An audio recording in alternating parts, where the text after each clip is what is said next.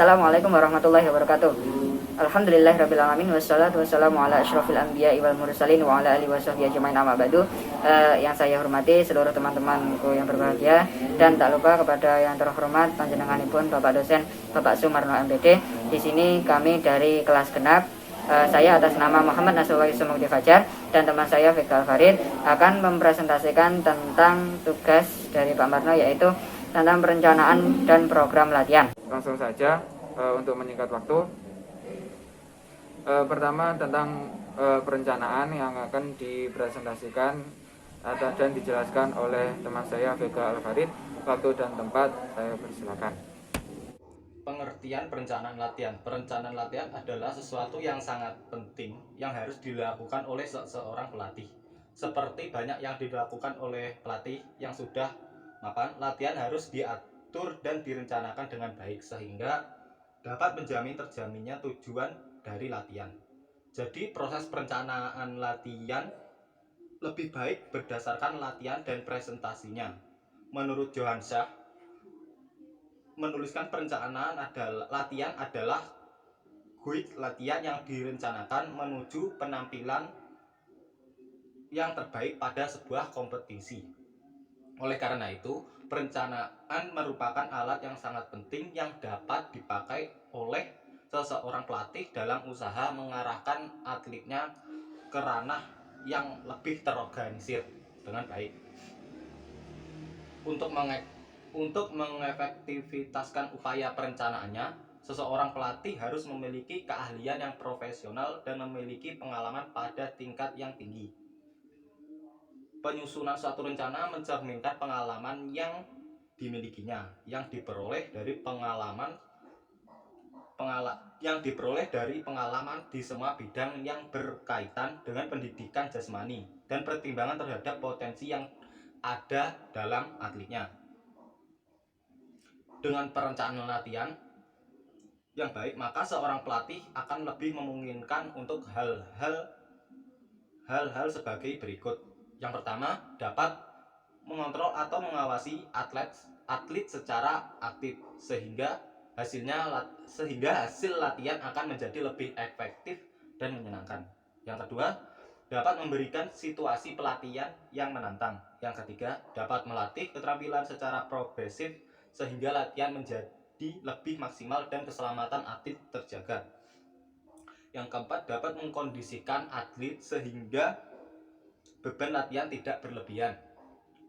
Yang kelima, dapat memilih waktu, tempat latihan, dan penggunaan perlengkapan latihan yang tepat dengan apa yang dibutuhkan. Nomor 6, dapat mengurangi permasalahan yang berhubungan dengan disiplin atlet. Yang ketujuh, dapat meningkatkan rasa percaya diri pada atlet sehubungan dengan kemampuan memanage situasi latihan. Langkah-langkah dalam menyusun perencanaan latihan. Untuk membuat perencanaan latihan yang efektif, seseorang pelatih harus menyusun rencana dengan jangka yang panjang yang dapat mengembangkan secara maksimal potensi yang dimiliki oleh atlet. Menurut Rainer Mertens, ada 6 langkah yang harus diperhatikan agar pelaksanaan pelatihan menjadi efektif. Keenam langkah tersebut adalah: yang pertama, identifikasi keterampilan yang diukur oleh atlet. Keterampilan yang dibutuhkan oleh atlet. Kenali karakter semua atlet yang dilatih. Yang ketiga, dilakukan realisasi situasi. Yang keempat, tentukan prioritas latihan. Yang kelima, pilihan metode yang tepat untuk pelatihan tersebut. Yang keenam, susunlah rencana latihan. John Lauter, seorang ahli terkemuka dalam pembelajaran gerak yang dikutip oleh Pat Rossley, Flanagan McGrew, dan Rotella Robert, menyarankan agar pelatih memperhatikan faktor-faktor berikut dalam merancang tahap latihan. Yang pertama, usia olahragawan. Yang kedua, kegiatan keterampilan olahragawan yang dilatihkan. Yang ketiga, tujuan spesifik dari latihan khusus. Yang keempat, tingkat pasca belajar yang telah dicapai. Nomor 5, latar belakang pengalaman yang telah dipelajari. Sejumlah kondisi lingkungan termasuk kegiatan olahragawan di antara latihan-latihan. Tujuan perencanaan latihan. Membuat sebuah perencanaan program latihan tentunya harus memiliki tujuan. Menurut Johan Syah pada tahun 2013, tujuan perencanaan latihan adalah merancang adaptasi fisiologis yang maksimal pada waktu yang ditentukan pada kompetisi utama. Yang kedua, mempersiapkan atlet pada level kesiapan yang kompleks dalam membangun keterampilan, kemampuan biomotor, ciri-ciri psikologis, dan mengatur tingkat kelelahan. Nomor 3, untuk mencapai tujuan yang diinginkan, maka latihan harus direncanakan dan dibangun dengan logis serta tahapan yang berjenjang. Baik, selanjutnya saya akan mencoba menjelaskan tentang program latihan. Sebelum memasuki inti dari materi program latihan, setidaknya kita harus paham apa sih program latihan itu. Yang pertama tentang program. Program adalah suatu rancangan mengenai asas-asas atau dasar cita-cita serta usaha-usaha yang akan dijalankan. Selanjutnya yaitu latihan. Latihan adalah suatu proses yang sistematis dari berlatih yang dilakukan secara berulang-ulang dan dengan kian hari kian menambah jumlah beban latihan serta intensitas latihan. Di sini yang dimaksud dengan sistematis adalah suatu yang berencana menurut sesuai jadwal, menurut pola dan sistem tertentu, metodis,